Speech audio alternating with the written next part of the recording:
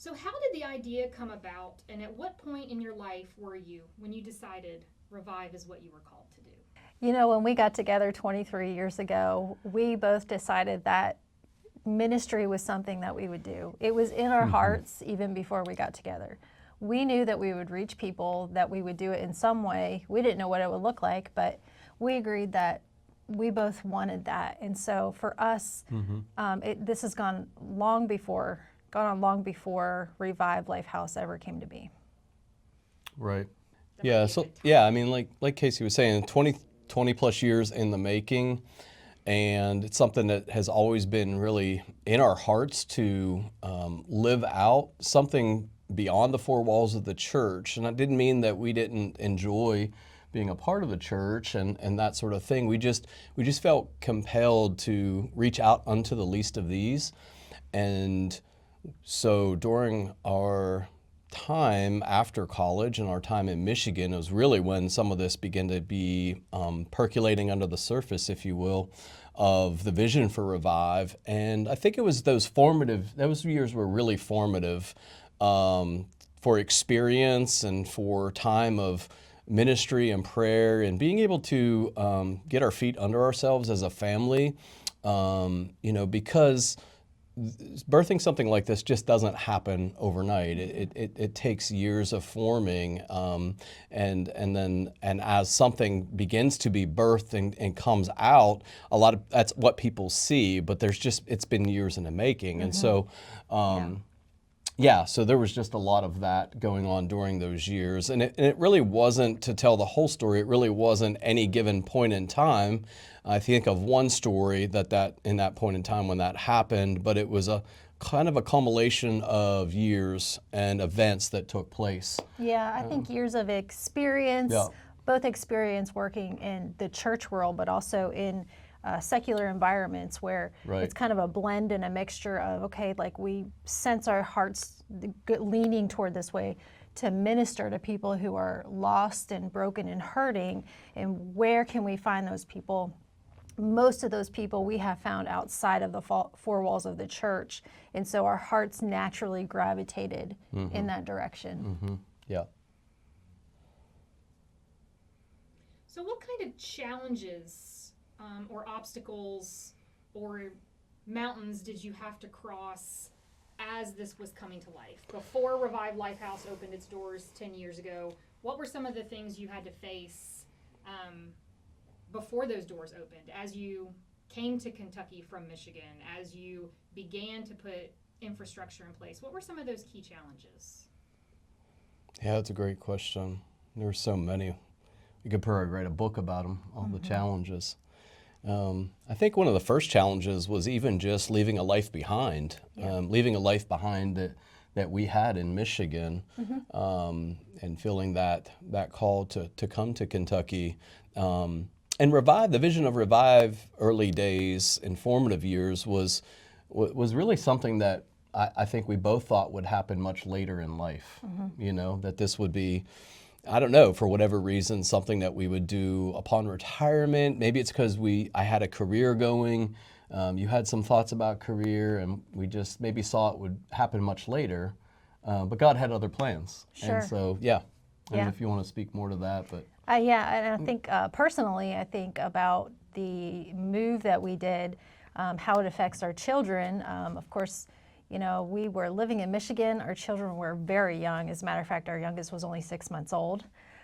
So making a transition during that time was very difficult, and we were leaving behind family who was very close to us. Adventure was awaiting us, certainly, but there was also stability that was at where we were currently at. And so that was a very difficult season. I think even a lonely season, just because we were coming into something so new. Yeah. But also, it forced us to lean into our faith more, to lean into, okay, God, if this is where you want us to be, then you're going to have to sustain us here, whatever that looks like. So that definitely pushed us more toward leaning toward our faith. That was a huge step in faith. Yeah. Yeah, for sure. And again, we didn't think coming to Kentucky that this wasn't the reason we were coming to Kentucky. And so after about 6 months of being here, I specifically remember a time as God was in that week or two stirring my heart, stirring your heart. I remember sharing bits and pieces of like, hey, this revive thing that we've been praying about and talking about over the years, I think maybe now's the time. And that was scary for us. We were frankly just kind of scared. We didn't know what to do with it, but it was this rawness. There was something that was percolating again, kind of about to bubble up from the surface, and we didn't know what to do with it. And specifically, I remember a morning where you were getting ready in the bathroom, and I was having a quiet time, just some meditation and prayer and reading scripture. And it was during that sitting in the morning that I had read the story of Moses in Exodus chapter 3. And so I had read through that, and I really felt like in that time the Lord was really speaking to me pretty clearly through those scriptures. And I came in and I sat down on the toilet, plopped the lid down, and you were getting ready. And I remember you saying something like to the effect of, like, what are you doing? Like she's getting ready, and I'm like with my head down, kind of just like, I think the Lord just really spoke to me about some things. And so it was in that story of the calling of Moses, and I remember the words of God that spoke to Moses, and the first words out of Moses' mouth after God tells Moses that he's going to lead his people out of Egypt was, "But who am I?" And I think that really spoke to me because I felt like I was answering that call when God was giving us this calling. We were answering this call, but particularly personally, like I felt like it was this, "But who am I, Lord?" And that's hard for someone who is a pretty driven guy and, figure things out and, could pretty much do whatever I put my heart and mind to. But it was this vision that God gave us was something I just couldn't do on my own. We couldn't do on our own. And I had no idea how to do that. And I said to God in that moment, "I can't do this." And he was like, "I know you can't, but I can through you if you'll let me." And it was in that moment of kind of moment of surrender, really. A moment of, okay, he's calling us to this, and this is what we're going to do, because he's going to make a way. Yeah. And I think practically speaking, from that kind of standpoint, if you think about starting something from scratch that you've never done before, that you know a little bit about and you just have a heart for, it's intimidating because you can have the heart and the passion all day, but if you don't have the skill set behind it, it's really challenging. And I believe we had some of the skill set, and then I believe that there was the supernatural. We got some of those skill sets Right. along the way, right? But also Right. there was that supernatural where God just kind of enabled us to do the thing. But I can remember days when we thought, okay, so like, do we do the insurance thing? Do we accept insurance? And if you do that, like, For Lifehouse. Revive Lifehouse. How do you do that? Well, you got to be licensed with the state. How do you do that? Right. Okay, what does that require? Yeah. Then we found out it requires a lot of regulations. So There was a lot of requirements. like little stepping stones that led to bigger steps, but Lots of things that we had to learn. I remember through all that thinking and really seeing God make the connections to resources, to people. Yes. I always said in the early days that it was like God was, there he is again in the proverbial left field. Here he comes again, out of left field. Like there were so many of these really small miracles, just the connections that were happening that were like, just blow your mind every time. And it only took a time or two of those when we just knew that this was a God thing, and he was going to see it through. And we had our fair share of difficulties, difficult days, difficult moments, decisions, all of that comes with something like this. But he definitely has equipped us for every good work. That's for sure. Who were some of those key people, those key early connections that came alongside you, journeyed with you, encouraged you, challenged you?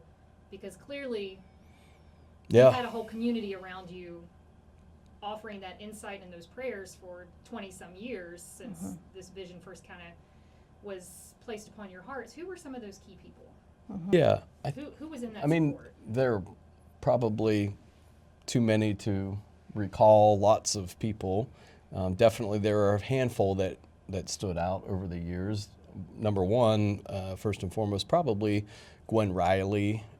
She was a huge friend and advocate and somebody who kind of believed in us from the beginning. And that's a really wild story how we connected. Maybe I should share just a little wild story. Her and I, our family were attending a church up in Lexington. And prior to a Sunday, we were considering this corner of Main and Maple building. And that weekend before, we actually walked that block and kind of did the whole prayer circle thing. And we thought it might be good to reach out to a realtor. So we did that, even though we didn't have any money. We weren't telling anybody that. But we got a chance to actually walk the building in the corner of Main and Maple. And we did that. And in that, we had this time at church. The story goes like after church, we had lunch at the pastor's house. We had some friends that were prayer warriors, and they were like, we were telling them about this location, like we should go down and pray. So we went down and prayed on the corner. It was rainy. Remember, it was rainy. It was cold, yeah. and we were kind of huddled in there. I think it was February. It was Yeah. February.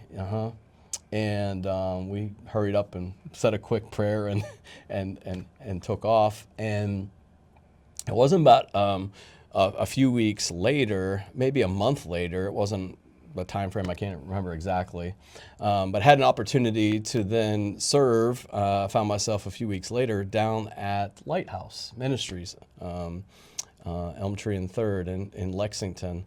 And I was there, and I met a guy by the name of Greg Horn. So Greg's another kind of contributor to the story with many other people that were connecting along the way.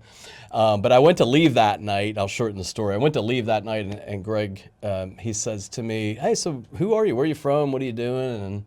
And so I just shortly began to give him the elevator pitch and the vision of Revive and what we'd like to see. And I said, maybe one day we'd open a coffee shop to kind of get this whole thing started on the corner of Main and Maple. We're in Nicholasville.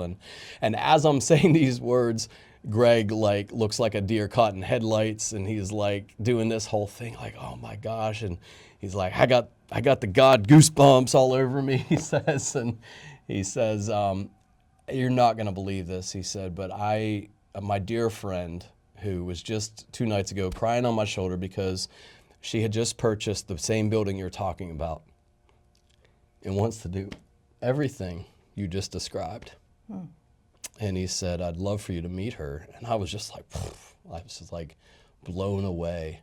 There was God connecting again. And that was our introduction to Gwen Riley. The very next week, we got together and shared hearts and vision. And so she's definitely one that helped us early days and still does as a dear friend to this day. But She gave many opportunities, including that coffee shop, which gave you a lot of opportunity to get introduced to the community. And I came in a little bit during those years. My kids were very little, so when I would come in, I had little toddlers around me. But I think that was a good introduction for us to the community. And so she really opened that door for us, like you said. she did. She's definitely a huge supporter now and has contributed a lot to this ministry, but those were the initial years.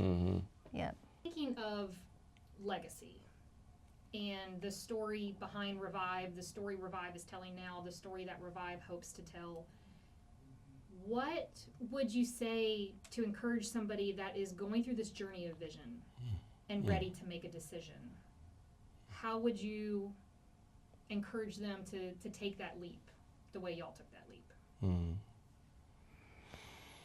Yeah, there's a phrase I've been thinking of over the last couple months. Do you have a phrase too? There's a phrase that I've been thinking of, and there's this phrase that's been repeated in my heart, and that's there's goodness in the waiting. And I think one of the things that I was very careful of early pre-Kentucky days, as vision was stirring in me beneath the water, so to speak, was not to force my hand to something too fast and too quick. And that's hard, because you have vision, you have passion, you have a desire, you have a dream, there's something more. That your life is to be given for a greater purpose and a greater good, but you just don't know what. And so there is goodness in the waiting, because there's that season and time of preparing and nurturing and like you said earlier, things that what was going to help us, we needed to kind of go through first. And so that's not it's not like super encouraging, because whoever's listening, they want something now. I would just say embrace the goodness and the waiting, and you'll know when the time is right. It'll be very clear that the time is right. It doesn't negate the fact that there will be hardship,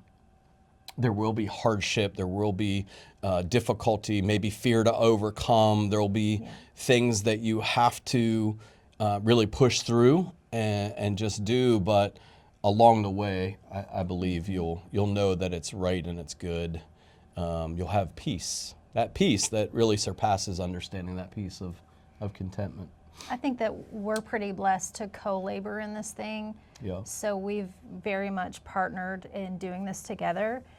So this what I'm about to say is not for someone who's maybe doing this on their own, but for us, we very much complement each other, and we are so different. We're at opposite ends of the spectrum, and so for me, I would probably be more cautious and not want to move forward, and probably put up all these barriers so that we don't do something and move forward.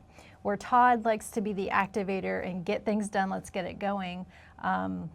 So I think he's learned with what he was saying, there's this blessing in the waiting. But I also believe the opposite is true. There are times whenever you need to move forward. And if God is saying something and he's clearly instructing you to do something, just do it. And I think that's a part of what faith is, right? It's the evidence of things that we don't see. We have to, we don't see the results. We didn't see the results 10 years ago. We see them now. But 10 years ago, Right. We saw one person. Yeah. And that one person turned into thousands of people. Yeah. And we didn't know So that good. back then, but we know that now. So back then it was our faith. We were hoping for something. We didn't see it, but we kept leaning into our faith so that we would see it. That hope realized, that's been stirring in my heart too. Yeah. Yeah, that every person that's come through our doors in our current and past, current, and future that will come, and even our staff, that they're our hope realized, that they're the vision that came to life. Yeah. And that's a blessing to us to see something come to life like that, because we didn't see it. We didn't know what was going to happen. But wow, hope has been realized.